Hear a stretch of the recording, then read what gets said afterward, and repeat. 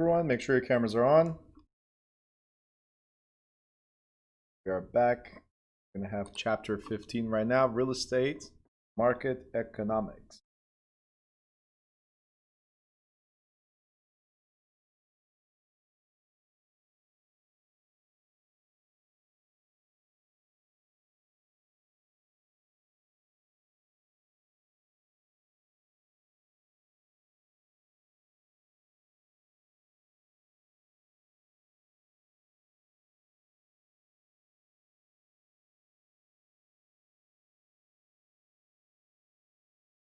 Right, we're live on YouTube. If anybody's there, got questions, let me know before I start.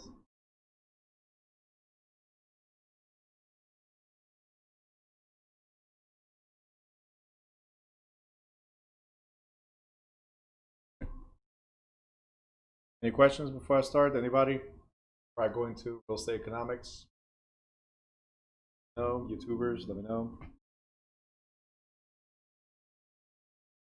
Cameras on for the ones on Zoom.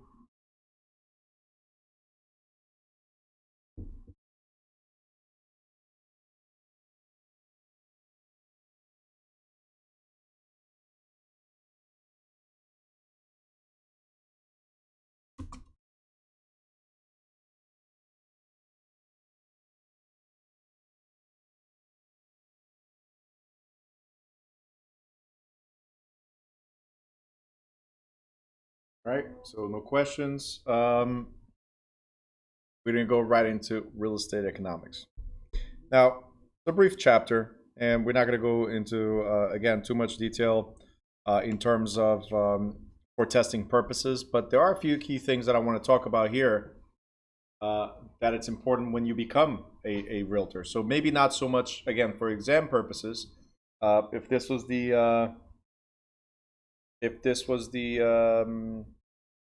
what do you call it? If this was the broker's course, I would go step by step. We actually have a more detailed portion in a different book for the for this chapter. So talking about economics and brokerage activities and all that stuff, and how brokers are supposed to train the agents in understanding the market. Now, pretty much what we're going to talk about is let me show you the end of this real quick. What we're gonna talk about is something that I tell every single person that I meet, whether, and I've been doing this for years, whether it's as a buyer, as a seller, as an agent, as an investor, really does not matter. The cycle is the same. It's called the real estate supply and demand cycle. Okay, again, not heavily tested, probably not even tested at all in certain things. But for your life as a realtor, as an investor, as a potential buyer or seller, this is important. The real estate supply and demand cycle shows that this happens all the time. And we'll recap at the end. When there's an undersupply, then there's high prices and low vacancy. Undersupply meaning there's not too many properties out there. The prices go up because there's that demand to live in a particular area. So increases. That means that vacancy is low. There's not many empty apartments. At this point, construction goes up to meet the demand in an area. So let's say that, like here in Newark, over the past 5 years at least, more than that, but over the past 5 years, there's a lot of migration, a lot of people coming to Newark. Mainly New Yorkers, but a lot of people coming to Newark. And the city, at least the Ironbound section, which is the East Ward or the Central Ward, they don't have the capacity to house all these people. So what was one of the things that had to happen? New constructions. So what they're doing now is knocking down certain 2 families, 3 families, knocking them down and making bigger buildings. Why? Because there's a demand for it. Factories, old factories, abandoned factories are being converted to residential, to lofts, for instance, or luxury buildings. Why? Because there's a demand. So it says here that at this moment, then there's a rise in vacancy because there's too many apartments available and prices fall, right? So this meets the supply and demand equilibrium, so it balances, right? Then again, as the vacancy increases, more empty units, the prices drop a little bit. Okay, there's an oversupply, so there's low prices, there's high vacancy. Construction goes down, there's no demand, right? And this cycle goes back up until it reaches a balance, an equilibrium. What happens right after? Falling in vacancy again, because we start filling in the slots, right? All the spots, all the units are vacant, right? And the prices start going up because, again, demand. And we go back to undersupply, high prices, low vacancy. So this is a cycle. This is a cycle that happens, and whether people want to understand it or not, there's always going to be a fluctuation of anywhere between 10 to 15% on the prices during these cycles. Now, 2009 and 2010, we had a crash that was unprecedented, like something that we were not used to. It's not part of this. We had an economical crash, which affected real estate badly. You understand? So when the stock market crashed, all the money that people had in their 401ks or whatever also got slashed in half, right? By being slashed in half, people are now setting back and reserving themselves when it comes to investing. You guys understand? So this cycle will always happen. Property prices go up, property prices go down. Always. No matter what, always will happen. It could happen the same way I say 10% to 15%.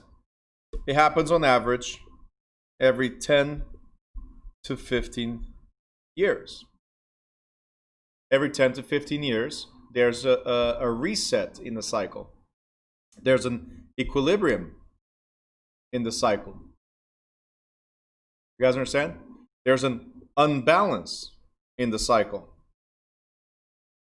So it's very important that you. So again, this chapter is more for you as a person, right? Whether it's as an agent, investor, or just buyer or seller, it doesn't matter. But this chapter addresses these points. Understanding the market. As an agent, if you don't understand the market, if you don't understand these cycles, then you're going to do what's called misrepresentation. Okay? Misrepresentation. And misrepresentation means what? You're giving false statements or not accurate statements. You got it? So it's very, very important you understand market conditions. Very, very, very important that you understand cycles and trends. Very important because you want to give accurate info. So here it says, Mr. Brother is asking a question. Do master plans usually give you a heads up on the cycle?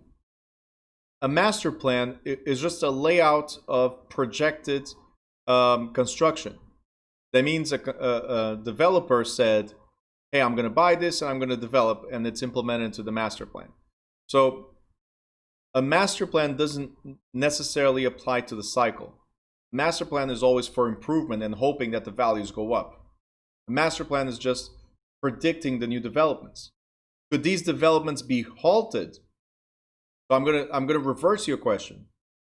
Could these developments be halted because of the cycle? Yes, all the time.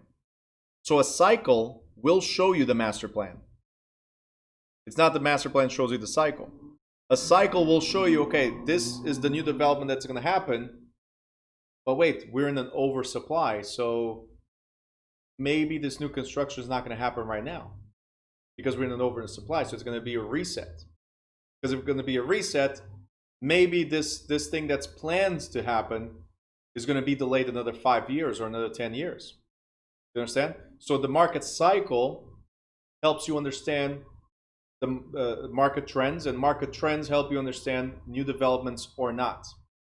So having a master plan and understanding the market trends or economics, right? That's what will So that's what will determine your success either as a realtor or as an investor. So again, master plan and understanding trends, economics. Okay?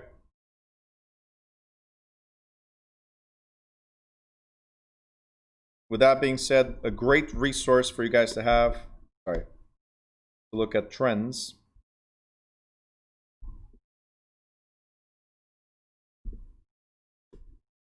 Okay.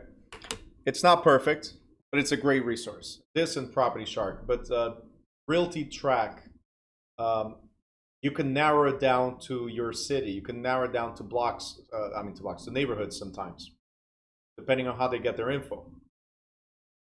But one of the things about Realty Track is that, sorry, it also integrates the stock market on their website and how that economic movement of the stock market could affect the real estate market. So again, you start analyzing trends.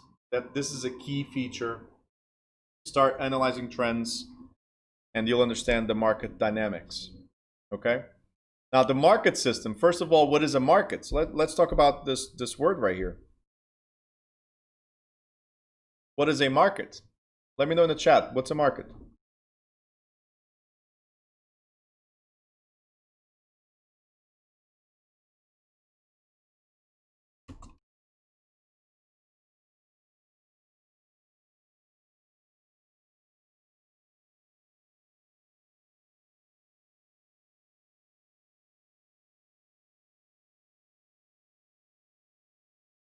Waiting. What's a real estate market?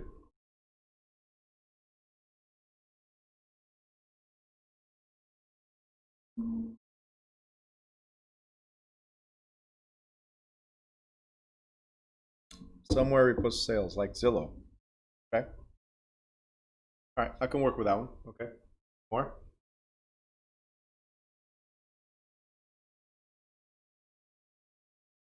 Who else?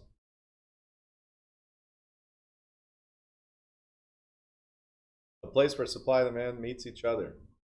Okay. Well, what is supply and demand? That means there's what? For supply and demand to exist, there's what? Okay, Tina said property. Yeah, so there's a product that can be transferable. So a property, whether it's real or personal property. So there's the cell phone market, the tech market, right? There's the car market. There's the real estate market. So a market is a place where supply and demand meets each other for a particular product. So where people can buy and sell stuff. So like Denise was writing here, like Zillow, right? Zillow is not the market. The real estate market is. It's not where you post stuff for sale. It's where things are available to sell. Things can be bought. So we don't buy through Zillow, but it is marketed or advertised through Zillow. So the real estate market is the house. It's the product and that transfer. Okay? Where can we advertise the products we have for transfer? In a place like Zillow, for instance. Okay? So you were getting close, and I like this one. So it's where you post stuff for sale, right? Where it's available to be sold. A place where supply and demand meets the needs, right? Place where property is listed, sold, and bought. There you go. Okay.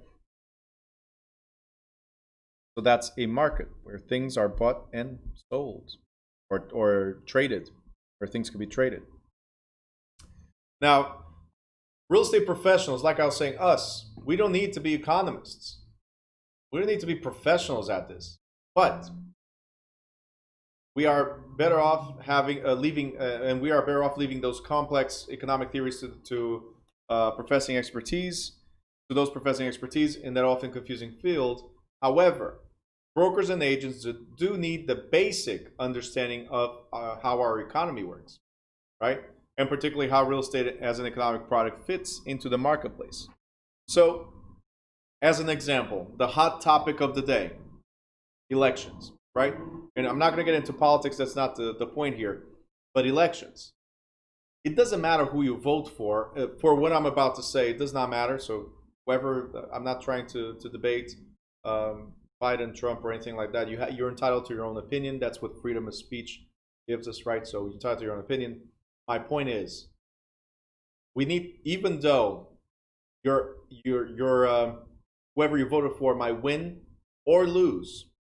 There's going to be a change in the market, right? If Trump stays, there will be a change in the market. If Trump leaves and Biden stays, then there's going to be a change in the market. Regardless, politics affect the economy. You guys noticed as soon as they thought that Trump was losing, then stock market and certain types of things dropped drastically, right? As soon as they see Biden is winning, then they invest in others, and it goes depending on the global interests that exist, right? So why do I get into politics when I hate politics? I hate it, right? I hate politics, and it's funny. I was watching something the other day, real quick, so you guys know how much I hate politics. I was watching something the other day, real quick. You guys know Robin Williams, the actor that unfortunately is no longer with us, right? So he was defining politics, right? He separated into two words, right? This one means several or multiple. This one, I think you guys know what it means, right?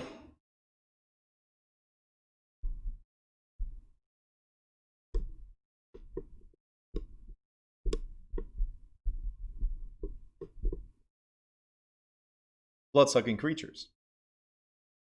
So politics, multiple blood-sucking creatures. All right. So, and I agree with that. Doesn't matter what your intent is. Once you get there, you'll be destroyed by the blood-sucking creatures. You could have good intents. Once you're there, it's either you join the mob or you get kicked out of the mob. It's one of those things. And it's becoming very clear. Again, I'm not going by politics, but it's becoming very clear, right? Now towards the end, where the people from that same party, whether it's the Republicans or Democrat, where their own people are taking action against their own people. Like, hey, yeah, finally, thank God, this is finally ending. We want that relief as well. Like, they've been following that trend, and now finally they see this is over for one party or the other, and they're relieved. So, I hate politics, blood-sucking creatures. But, again, global effects of the politics also narrow down to or trickle down to our local economy. Very important. So how do politics affect your life? I'm sorry, a president is not going to affect your life that much. Okay? Congressman is not going to affect your life that much. Senate is not going to affect your life that much. Understanding the changes that happen and how that affects your life, those changes, and taking advantage of the positives or the negatives in that change is what's going to change your life. Okay? And I'll tell you this in the best way possible is none of them, over the years that I've been here in the United States and before when I was in Portugal, none of them ever came to my house to pay my bills. I had to understand what happened and what changes happen, right? And adapt to them. For you realtors, real quick, when the market crashed, I just want to give you a heads up. When the market crashed last time, we lost about 40% of the realtors, if not more. Bruno, what do you mean you lost? People quit. Houses were being sold like hotcakes, like everybody wanted houses. It was easy to sell houses until 2008 or early 2009, right? And I know I'm dragging too long to go beyond this page, but this is key. This is important to your business, right? Because you are joining now, like I'll address Tina right now. You are joining now the real estate world, and if you don't learn to adapt to the new party or the existing party and the new policies or the existing policies, if you don't learn to adapt to those changes, you'll be dead in the water. And if the market crashes, if that cycle happens, and you don't know how to handle it, you'll say, oh, real estate is no good, real estate is not for me. No, you were not for real estate. You understand? You don't know how many people I hear complaining about their leaders, about the people like, not here, thank God, so far. We've had good, solid people, but in the place that Pedro and I were before, as an example, we had, I'll give you an example, one particular person that Pedro trained, and I gave support, and the whole office gave support to this person, right? And this person made a lot of sales in the first year, and in the company that she's now, like a top producer, or was at least, she moved, right? But towards the end, when she wanted to leave already, she was claiming that there was no support. When I know for a fact that's not true, right? So people, they flip according to their needs, but forget to adapt to what they really, really, really need. So there's needs and wants, I'm sorry. So they flip to what they want, but they don't adapt to what they need. That's what I was trying to say. Sorry. All right. So if your leader doesn't have the answer that you need, as an example, and this is regardless of wherever you guys go, because these are fundamentals you need to know. And sometimes your leader might not have them wherever you go. For a particular subject, for a particular type of property, for a particular type of market, might not have it, right? So if your leader does not have it, remember, you're independent, so it's on you, right? I don't need to know everything about everything. It's on you to also do the research. It's on you to say, Bruno, let's say you're here with me, and say, Bruno, hey, listen, what do you think? Like, you guys are asking questions. What do you think about this? What do you think about that? If I don't know, I'll do some research, but I expect you to do the research as well and take some action, not wait for me. You guys understand? We'll work together to get there, and that's what leadership is. It's not just me doing it or me telling you to do it. It's working together to reach that goal. You guys understand what I'm trying to say? Right? So clearly understanding all these factors will determine your success. All right? So understanding fundamentals of real estate economics enables you to recognize the effect of current economic conditions in the real estate market on transactions, prices, and values for everything, not just real estate. You apply the economic principles to estimate the future conditions in the real estate market. Economic principles, supply and demand that we just talked about, and how the circle goes. So for the past almost 10 years now, I've been talking about the fact that the market was going to go down again. And in the past 4 or 5 years, and some students of mine became agents here as well, and they know what and they say, yeah, Bruno, you've been talking about this. Because I've been talking about this for a very long time. There will be some type of crash. I'm not saying a drastic crash like happened in 2009, 2010, but there will be some type of crash. There will be a reduction in prices. These are not sustainable prices. The rents are increasing as well, but not enough to sustain the prices that we're having here now. So I've been talking about this for a very long time. There will be another crash, okay? And economists are doing what's called a fake hype, right? And we see a lot of people talking. The Realtors magazine talks about this as well, as far as, oh, look at the market values, they keep on going up. Why are they doing this? It's that fake hype that happened right before the crash. You guys understand? Understanding economy, understanding the cycles. Yes, there's going to be a drop. There's no way that it keeps on increasing. So where are we going to be in the next 2 years? A $500,000 house is now going to be worth $1 million. $1 million house in 2 years or 3 years is going to be worth $2 million. Because that's the ridiculous increase that's happening. You think that's sustainable? Right? So let's think with logic. Right? Just the other day here in Newark, a 3-family got listed for $1.5 million. I was talking about this, right? And they added 2 extra apartments. It's a 3-family, but they're listing with 2 extra apartments, right? Just to push the price. That's all they're doing. They're pushing this fake economy. That's what they did in 2007. That's what they did in 2008. And until early 2009, they were pushing the economy. We are the culprits here. We're the ones that are responsible for these crashes. You guys understand? So to address Tina's question, should I sell my house because of equity I have now before I lose it? Well, I don't know about selling your house if you need to sell your house, right? Can you just take a line of equity and use that equity to invest in another property when the market crashes and you still keep that one? It's up to you. I mean, there's so many variables. Do you need to sell your house? Do you want to sell your house? Or do you want to use your house as a tool to piggyback and get more houses? Does that make sense? So it's up to you. Because once you have the equity, if you take the home equity loan or if you take a line of credit out, once you have it in your hands and you apply it, if market crashes, as long as that house pays for itself, you're good. You just wait for the next cycle for the house values to go up, and boom, there's value again. You guys understand this? Like, people are so afraid of a crash. If you need to sell, a crash is bad. If you can hold on to it and you have equity, a crash is amazing. You juice the equity, you buy more properties, you fix and flip them, buy, fix and flip them, or buy and hold, refinance, keep on going. You use one property to buy many. Okay, and here I am talking more than I should because it's not an investment class. But again, yep, Joel, HELOC and buy another house. You're welcome. But again, the idea is, if you understand economic, and here's the other thing. Specific geographical areas. Is the market going to crash everywhere? I do, but not available right now, Joel. I'll have it soon. But anyway, I'll let you know.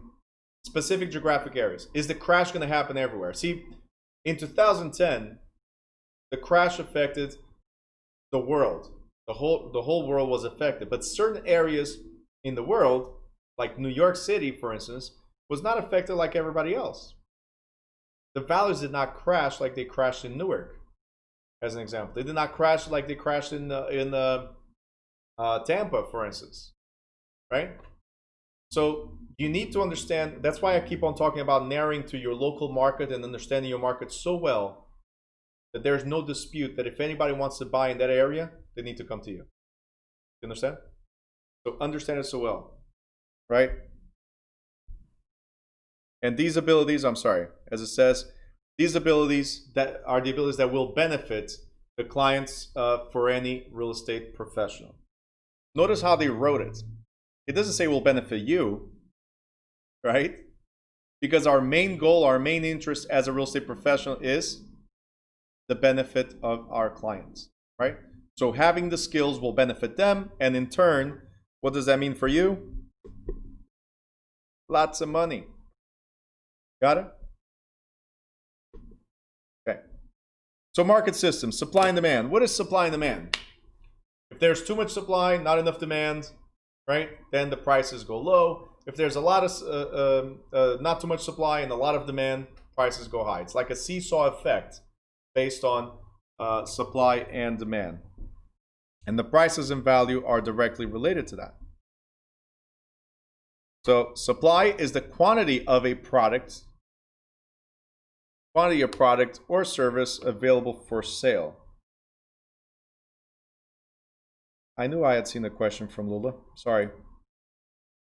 I'm looking at it and I'm like, oh, I remember having a question here. What if you have a bad leader? Let me address bad leaders. Be the leader. Become the leader. And if you're really not comfortable in the workplace, move. But if you have bad leaders, become what you need to be. Don't expect them to make you something. That make sense? See what you don't like, make it better. That's the reason why I decided to open up my own. That's the reason why my partner and I are together, because we saw things that we did not like in the industry, and we're doing what we can to improve. The reason why I decided to become a real estate instructor, one of the reasons is I've dealt with realtors in the past, and you guys suck. When I say you guys, I'm included too. Suck. For investors, you're so careless, you're so negligent, right? You just care about the money, that's all. That I decided to become an instructor and hopefully shape a few of you into being good good realtors in terms of ethics, and become great professionals and make a lot of money. That's one of the reasons. Like, so if you don't like something, bad leaders, you don't like something, become what the market needs. Okay, best I can say. Right? Now, again, supply is the quantity of a product or service available for sale, lease, or trade at any given time. Demand is the quantity of a product or service that is desired for purchase. lease, or trade at any given time. Okay.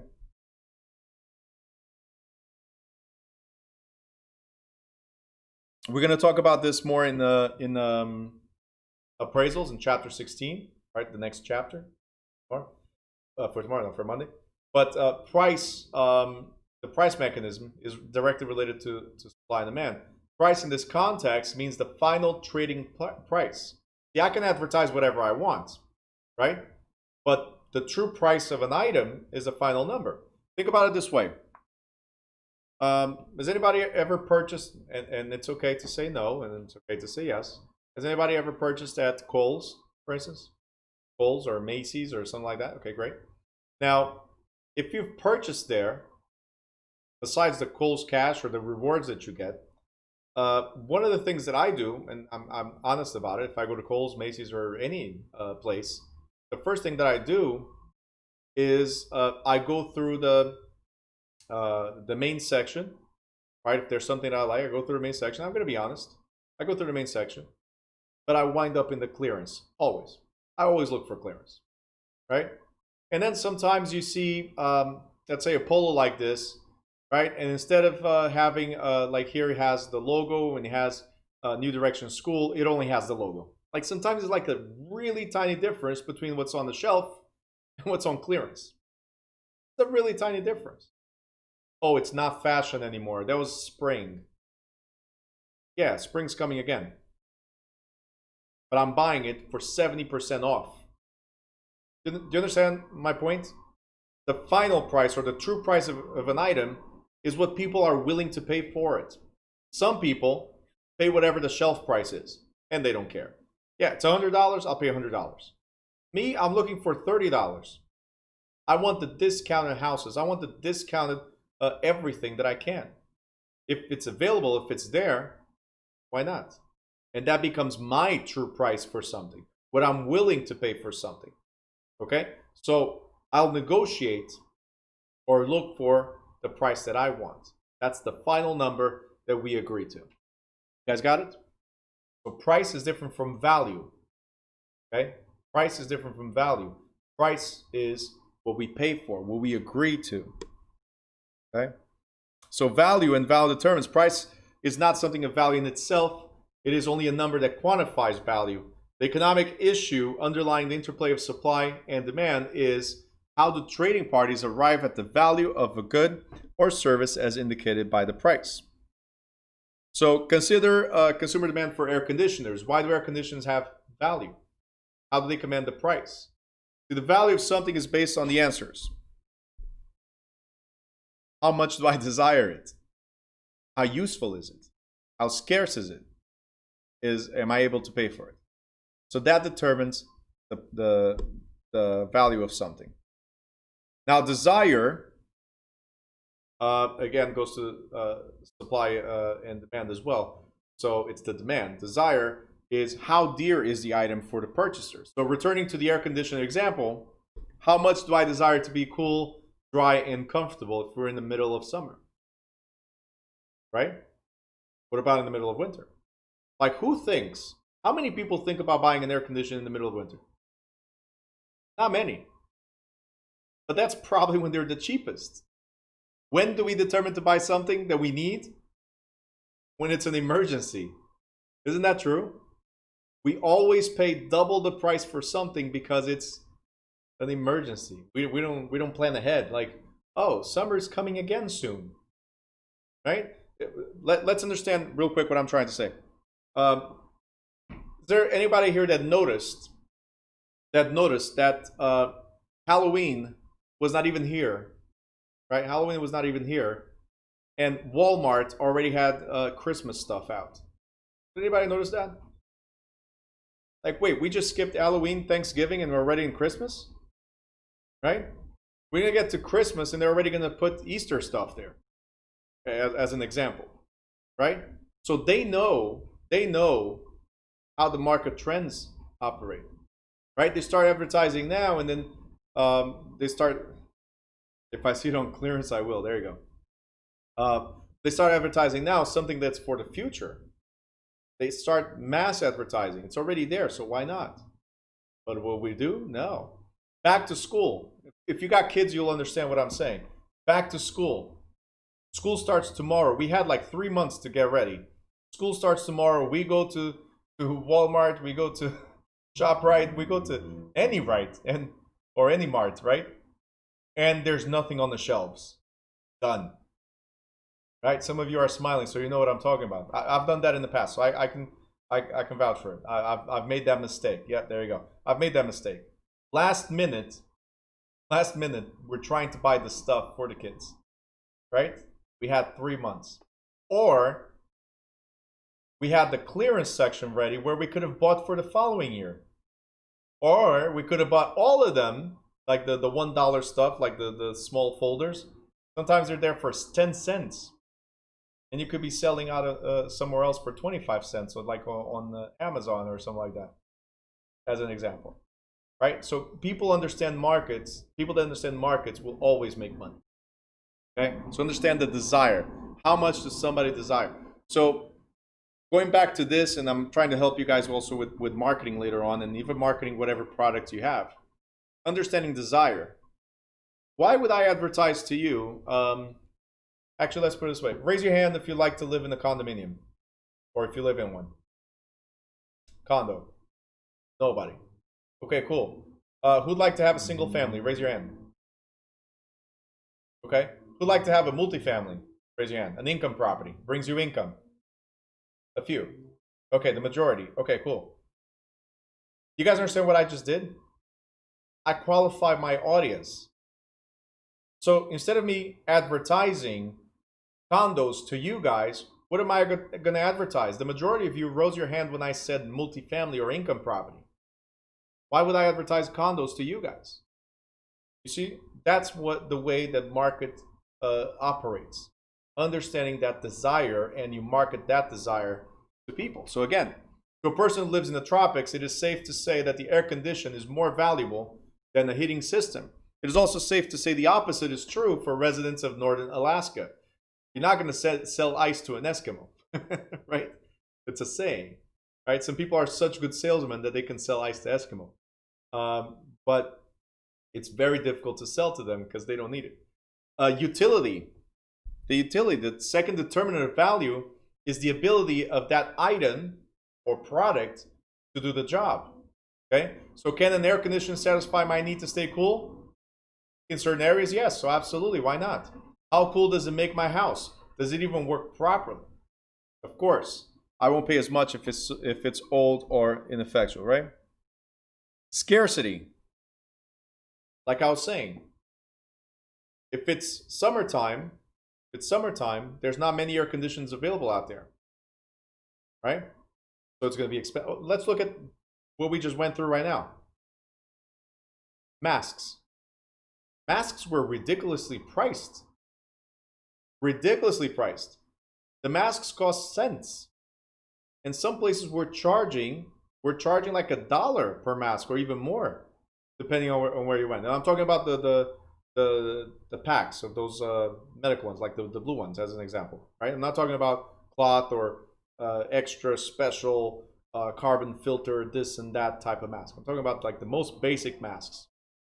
Gloves, ridiculously priced. I know, because as a realtor, to show houses and everything, I have to walk around with masks and gloves in my car for my clients. You understand? So they went to scarcity. How much is Lysol, Lula? Yeah. How much of this item is available, and what's the demand again, right? And the purchasing power, right? So that's the fourth, the ability to pay for this. Like, why would I charge $100 for Lysol, as an example? But I know $10 I can. And it's still way more than what it's worth. It's worth $2, $3 as an example. But up to $10 people will still pay. During the last ice storm or the snowstorm we had here in Jersey, there was no salt. The bags of salt, instead of $10, they're at $25. You want it? Come get it. $25. That's it. All right. So I hope this helps you guys understand a few things about market, about real estate, how things work. Suppliers held off supply to increase them. Absolutely. all the time. That's why we look at trends. So Ahmed just said suppliers held off supply to increase demand. Yeah. You want phones? We got phones, but not enough right now.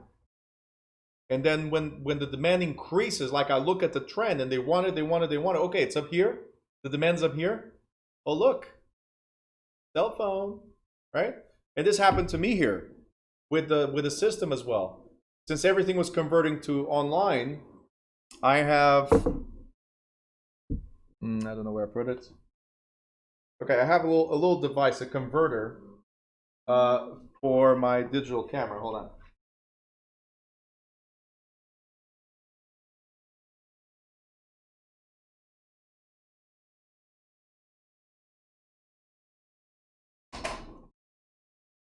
Anyway, so I have a converter for this, and I have a few cameras like these, and the converter to connect directly to my my system instead of doing this camera that you guys seeing right now to connect to the system. That converter is $139, right? People bought it. People bought it, and to the point where there was none available. And then 2 weeks later, when there's none available, 2 weeks later, it starts showing up on Amazon. That $130 product to connect this to my computer was now at $300 and something dollars. $200 markup. Okay. Yeah, it's understanding markets. That's what it is. You guys got it? Okay, cool. Sneakers, PS5, Xbox. Yep, absolutely. Everything is right. All right, market interaction. What is a market? We already talked about this, what a market is. It goes up and down depending on demand. We covered all this stuff. Market equilibrium, I already talked about this. Now, equilibrium lag. And we are on page 210, equilibrium lag. So we already talked about all this stuff. I tied it all in with the first minutes of conversation, right? But what is the equilibrium lag? How long does it take to adjust? How long does it take to reach that balance, right? See, in theory, market strives for equilibrium, but in reality, there's always a time lag between the recognized imbalance and the completion of the market adjustment. Now, since the underlying determination of supply and demand, so scarcity, desire, utility, and purchasing power and costs, are constantly changing, the market is usually in some condition of imbalance. So can you predict what's going to happen tomorrow? Not really. You cannot predict what's going to happen tomorrow. But based on trends, can you predict what's going to happen over the next month or 2 or 3 or so on? Like, so the immediate prediction, maybe not. But over a few months, especially real estate, it's very slow to adjust. Very slow to adjust. So that period is not a 1 day or 1 month. That's a 1 year or 2 year period. We can predict what's going to happen in the next year.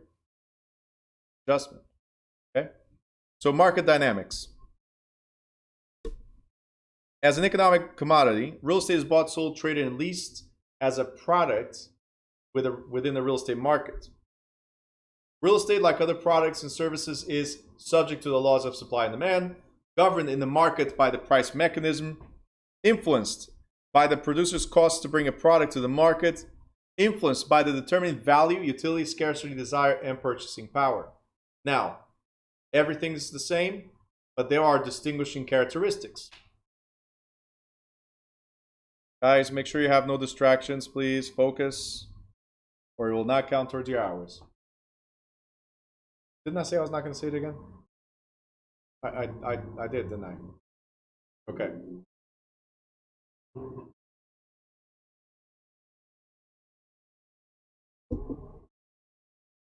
Jackie, you're fired. All right. Next, distinguishing feature. So what's the difference between real estate and all other markets? In comparison with other economic products and services, real estate has certain unique traits. For instance, I can keep on producing phones, right? I can keep on making new phones. The material is never ending because we can recycle, correct? Nod your head and say yes. Great. All right, cool. But land, there's not new land being created. The land is the land, right? So, because it's a scarce resource as well as a required factor for the production, so you have to have land in order to build a house, right? Like gold and silver, it has both inherent value and utility value. Now, there's a unique appeal of the product because I can have two properties side by side. They're exactly the same, right? My hands are exactly the same, but one is here and the other one's here, even though they're attached. They're two unique parcels. They could be both 25 by 100. It could be both two families, 3-bedroom, 2-bath, everything exactly the same. Because one is here and the other one is here, right? Because one is here and the other one is here, it has different values, okay? Like taxes, even taxes, different values, okay? Demand must come from supply. Since real property cannot be moved, real property investors must come to the supply. It's different. Going back to the cell phone. I'm right here, but if nobody wants to buy it here, I can take this with me somewhere else, right? But real estate, it is where it is, right? You cannot move real estate. The house is there. The land is there, and that's the market that it needs to adjust to, okay? So this creates risk because if demand drops, supply cannot be transported to a higher demand market. And let's think about this. Yeah, mobile homes here. That's the only thing that might be able to be moved. But let's think about this. I have a 3-bedroom, 2-bath, single-family home with garage, pool, and all that cool stuff, right? If I have that house, think about it. If I have that house in the middle of Texas, right? And I have another exactly the same. I use the same architect for everything. So if you ever ask me for an architect, I'm going to tell you this is the guy, right? So the same architect, same designer, same everything for these houses. 3-bedroom, 2-bath, 2,000 square feet with pool and everything, middle of Texas. Have another one in the middle of South Jersey, another one in the middle of North Jersey, and one in New York. Are these prices going to be the same? No, right? So in Texas, the house most likely is going to be cheaper, just like the South Jersey will be cheaper. Can I move them to North Jersey or to New York? Can I move those houses? Probably not, unless, like Lula said, mobile homes, right? But the land is still the land. The mobile home might move, but the land is still the land, all right? So that's the risk that this has. If demand drops, there goes your investment, okay? Unless you have, that's why I like rental income properties, because if it drops, I still have the rentals. That doesn't change, right? That's it. The other risk is, Jackie says, in Texas, you get a castle for $400,000. Well, Jackie, I can show you a castle in South Jersey in an hour and 20 minutes from here. Right? You want a castle? You want to live an hour away? I can show you one. A friend of mine just bought for $370,000 or $380,000. He bought 5 acres of land, and the house is 4,000 square feet. A house, right? But he drives an hour away. Hey, to each his own. It might be worth it. Well, guys, if you got the money, I'll show you where the houses are. Simple. You guys need a realtor? All right. Jackie says, I got to convince Richard. Richie, I know you're watching right there. Jackie wants to move to South Jersey. Castle, 400,000 or less. Okay? That's it. Don't worry, Jackie. I'll help you convince him. He opens up a barber shop over there. It's going to be twins too. I'm telling you. All right. No, not Jackson. Not Jackson. Nothing wrong with Jackson, by the way. There's Six Flags is there, so you guys can take advantage of it too. Eliquid. What does this mean, guys? Eliquid. So the word illiquid, in terms of investments, is How fast? Illiquid means, you guys want to write this down? How fast can you cash out? How fast can you cash out? That's what it means. So if you have a checking account, can you take money out of your checking account? If there's money there, the answer is yes. You go to your checking account and you take the money. It's immediately liquid, it's fluid, it's easy, right? Now, real estate is illiquid because for you to cash out, you need to sell the property. And if you want to sell tomorrow, right, you need to drop the price drastically in order to be able to sell so fast, right? So it's illiquid. It's difficult to sell fast. You got it? Thumbs up? Okay, you sure? When you see liquid, you want an example? Okay. You're asking me about short sales. Okay. Why short sales? That means the seller needs to let go because they cannot afford to pay. How did they get into that predicament? They could have sold the property before market dropped, but maybe market dropped too fast and they cannot cash out. If you have stock, let's say you have Amazon stock and market drops, you can cash out before it crashes, right? You start taking the money right away. You lock it. And next day you have the money. Real estate, market crashes, and that's it. You were tied. You couldn't have done anything because you're going with the flow.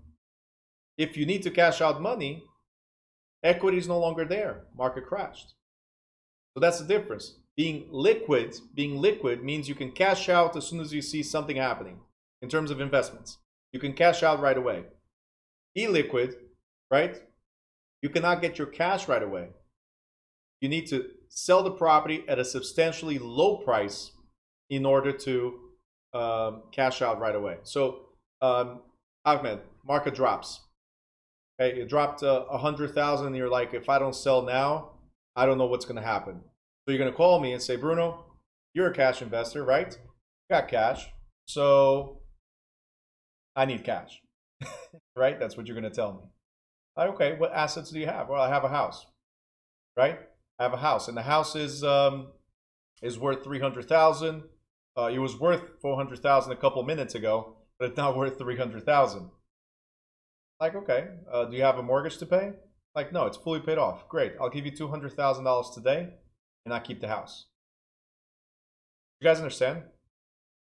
He said his house is worth 300. It's paid off. I'm offering him 200 today. We'll close today.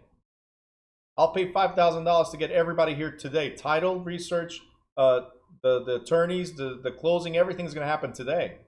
I'll pay extra for that just to help you get your money. But you're going to lose an additional, you already lost on the market drop, and you're going to lose an additional $100,000 because you need the cash now.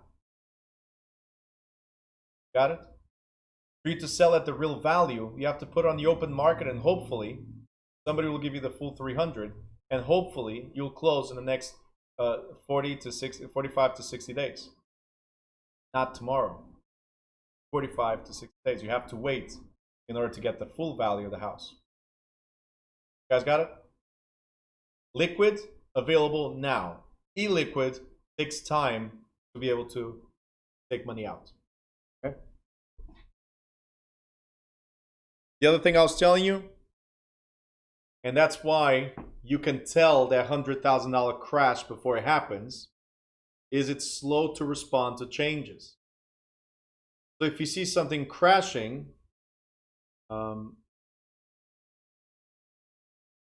I'll talk about that in a second. Hold on. So if you see the market going down, right? It's not going to go down like 2009, 2010. That was a crazy thing where it went down a little bit and all of a sudden dropped, right? So it mimicked whatever the stock market was doing. It's not a normal thing for that to happen. But you can tell, right now it's been going up. Eventually it's going to stabilize. Eventually it's going to drop a little bit. So you know when it's going to happen. You can see the market trends. We go back to the first thing I said in this chapter. Learn how to figure out trends and you'll never run out of money because you'll know what to do. Okay?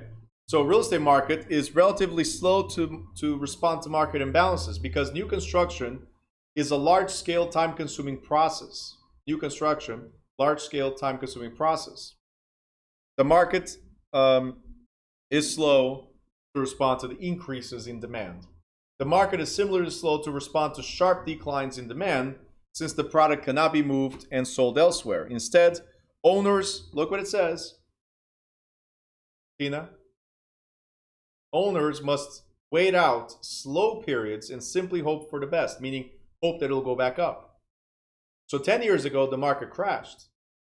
But people today are able to sell their houses for market value and still walk away with money. 5 years ago, you'd be at a loss because you owed more to the bank than what the property was worth. So sometimes we need to hold out, wait out until the market comes back up, until the cycle completes. Got it? That's what people like. They get into panic mode. That's why, again, income property is the best. Because people get into panic mode. Oh, I just lost my job. Right? Things are tough. Right? If it's an income property, the worst that can happen is you lose a tenant. Right? If you lose your job, tenants are still paying for the mortgage. If you lose a tenant, your job will compensate for that month. Like if you learn how to do this, right? Income property, you'll never have, you're going to have headaches, but you'll never have problems. Does that make sense? You're going to have headaches because you need to fix the toilet. You need to fix the AC. You need to, oh, the door broke down. Whatever it is, right? So you're going to have headaches. But because of the income, you won't have problems. Because of equity buildup, Tina, you asked me this earlier about your equity, right? Because of equity buildup, you won't have problems. So there's a balance right there in that investment itself. Where a single family, I'm sorry guys if you have a single family, but where a single family is an expense every single month. Single family is expense every single month. It increases in value, equity, but if the market crashes, you have nothing to fall back on. Nothing. You still got to pay that, and there's no value, so you cannot sell the property. Or if you sell the property, it's either a short sale or you're paying to sell. That's why income property is always the best first investment. Okay? Plus the tax write-offs, as we'll talk about in chapter 18. All right, Tina, if you have a mortgage and want to sell your house, how does that work? It's a regular sale. You just got to pay off the mortgage at closing. So if the house is sold for $500,000 and the mortgage is $300,000, at closing, the title company or the attorney will pay off the $300,000 and you walk away with the difference. Minus realtor fees, minus closing costs, and then you walk away with that difference. So at closing, they disperse all the payments. We'll talk about that in chapter 21 as well. Closings. Okay. Now, Ahmed, unless your two families helping to pay your single family. Okay.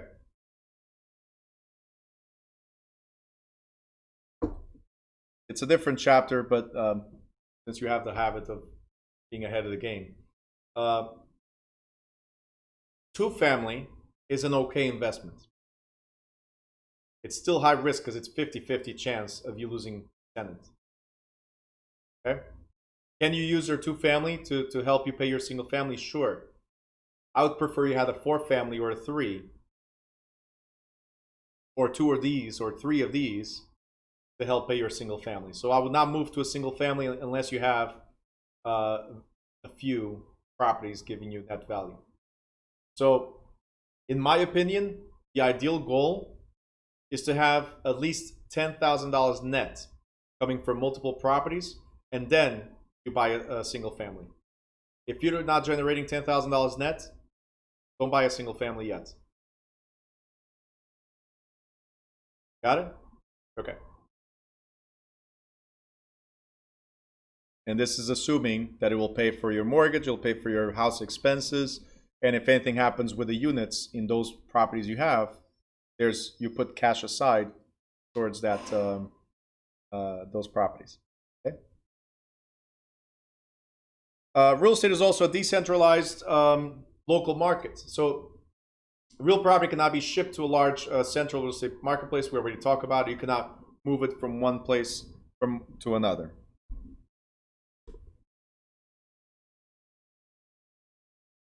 Supply.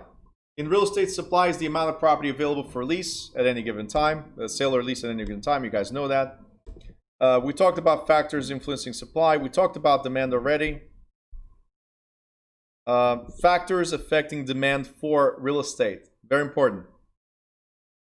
We are on page 213. Factors that affect demand. The demand for particular types of real estate relates to specific concerns of the users, right? Why would you live in one particular area and not another? That is key, right? And there's several reasons for that. Quality of life, for instance. Neighborhood quality, whatever you feel that it's a good neighborhood for you and for your children, or if you have no children, what is for you, right? Everybody has different opinions of what's good for them. So can I tell all my clients, hey, go to this neighborhood, that's where you need to buy? No, I need to understand my client. You guys remember what I did before, the qualifiers? How many people want condos? How many people want single families? How many want multiple? Right? I need to understand my clients. If one of you rose your hand and said, hey, I want a condo, then I would market to you condos. I would never bring it to anything else. Does that make sense? I mean, I'll talk about investments versus condos, and hopefully I'll change your mind, and I do that 9 out of 10 times, right? I change people's minds from condos, single families into multifamilies. But I cannot force you. I need to understand you. Simple. The convenience. People want... So hold on. You wrote steering. Steering is discrimination. Steering is a name for discrimination. I'm not discriminating if I'm talking about single families or if I'm talking about multifamilies or condos. That's not discrimination. So I understand how you use the word steering for what I'm trying to do, but just remember, for state exam, if you see the word steering in the state exam, we're talking about discrimination directly. That's not what I'm doing.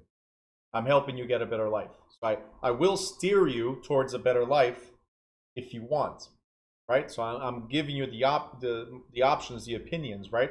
I'll show you a condo, but have you ever thought of multifamily? Have you ever thought if you lose your job, who's going to pay for the condo?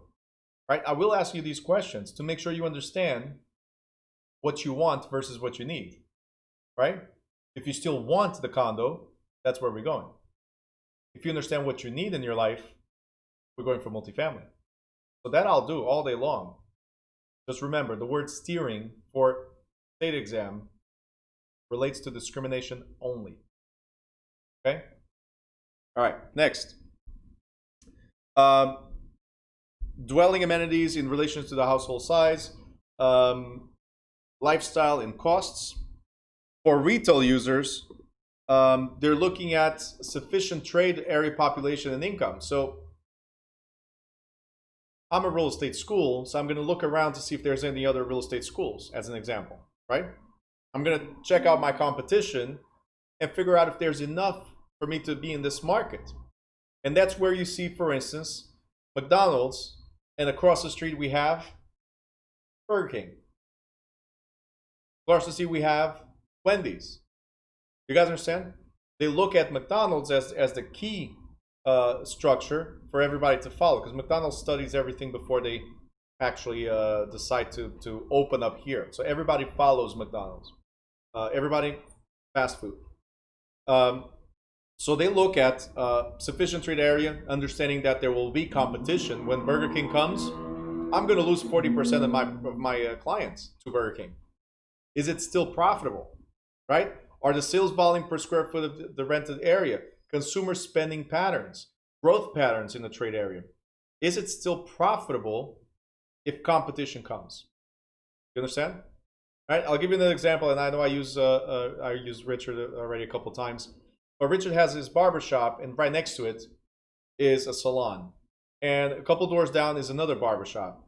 So, believe it or not, and I love going to where it's because of service, not just because of the him being a student, but the service over the years, right? That's why I like to go there.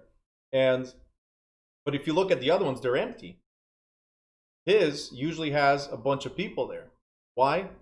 Quality of service, right? But also the place that he got himself positioned in, right? There's a growth in the area. There's a high demand in the area, right? And the availability of certain amenities as well, right? So you need to understand that stuff. Office users like me right here, I'm concerned with the cost of occupancy for the business, the efficiency of building and the suite in accommodating the business functions, accessibility by employees and suppliers, and matching building quality to the image and function of the business. So these are things you need to understand for your clients. Industrial is obvious. Environmental regulations on top of everything else. You guys have any questions regarding these? Questions?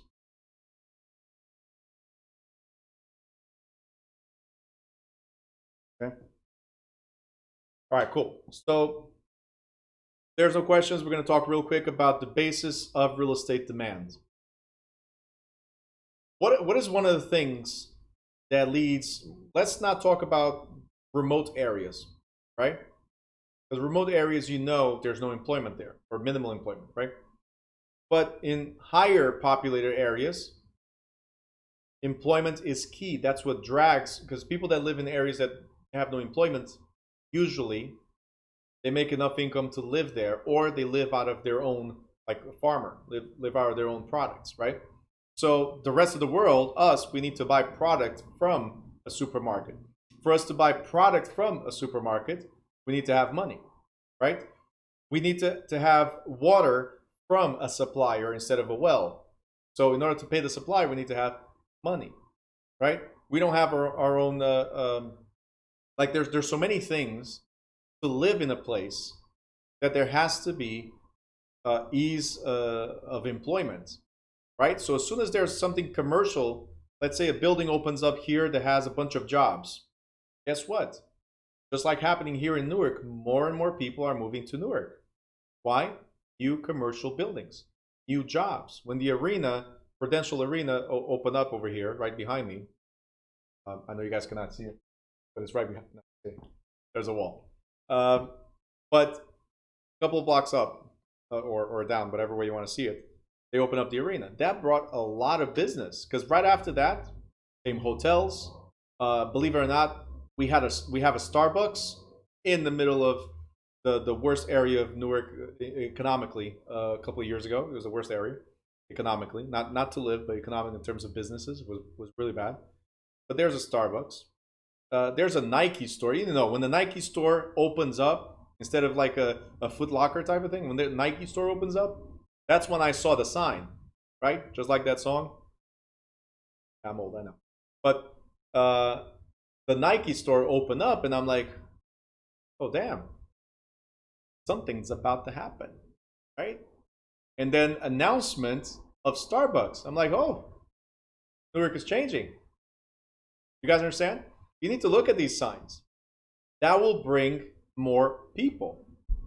Okay? So bringing more people brings more population. Great for retail, right? Great for retail and office demand, obviously. And of course, residential. Because if there's more jobs, people don't want to travel far away. They're going to find local residence space. Nadia, up and coming.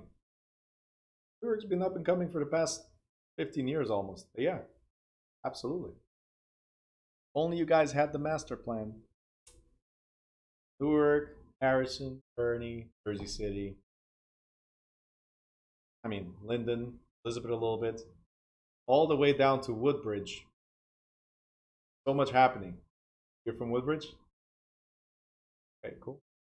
I used to teach in Woodbridge. Right by the train station. By Rio Diner. Anyway, so many things happening, so many developments happening. You guys need to follow that. Whatever you live, that's the first place that I will go for and get the master plan. Very important. All right, so I just talked about that, and we come back to this. Did you guys understand from everything we went to? We're done with the class. From everything we went to, you guys understand why I started talking about this? Cycles, right? Give me a thumbs up if you guys enjoyed this class. You believe that changes you, even if not real estate, changes you as a person as of now, right? Okay? Because now you're going to look at things different. Now you're going to look, oh, why did this open up here, right?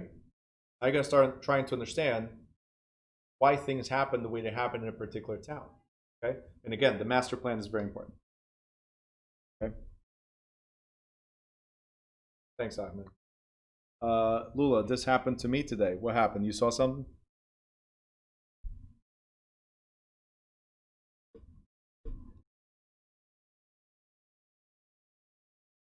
Chick-fil-A? You saw a Chick-fil-A? Next to Walmart's.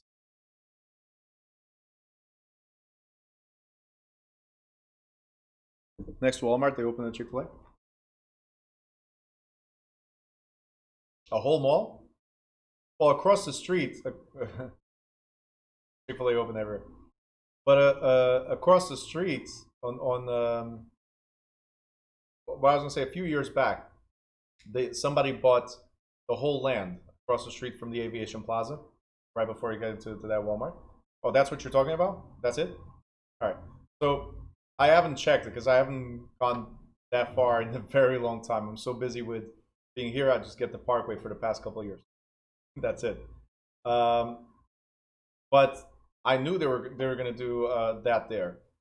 I saw when they were knocking down the factory, right, the Ford factory.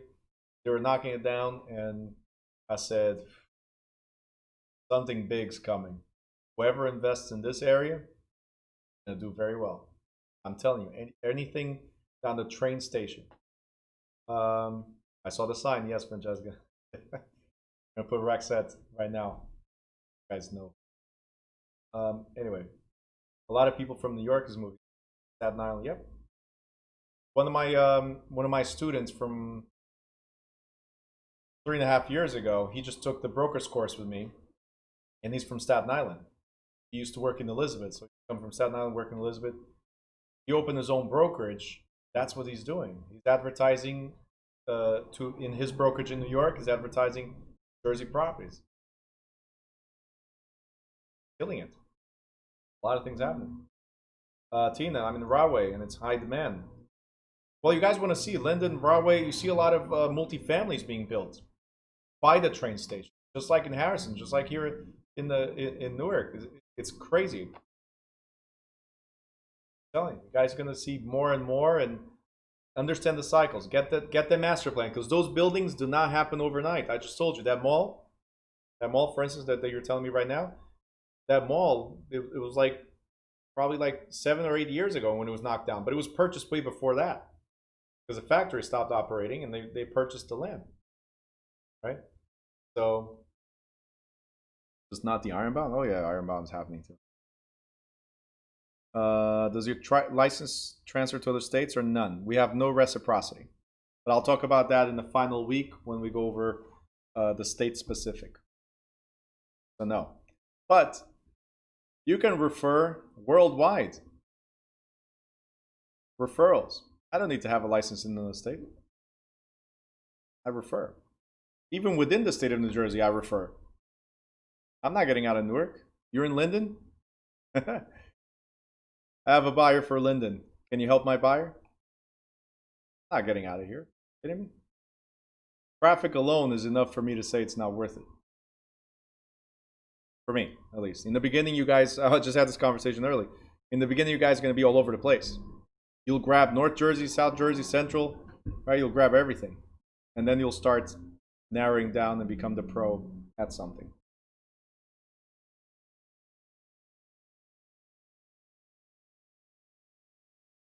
All right. Any questions? No questions? YouTube, any questions? Ask. I have to say YouTube because I never know who's on the other side, right? You guys, I see you, but I have no idea.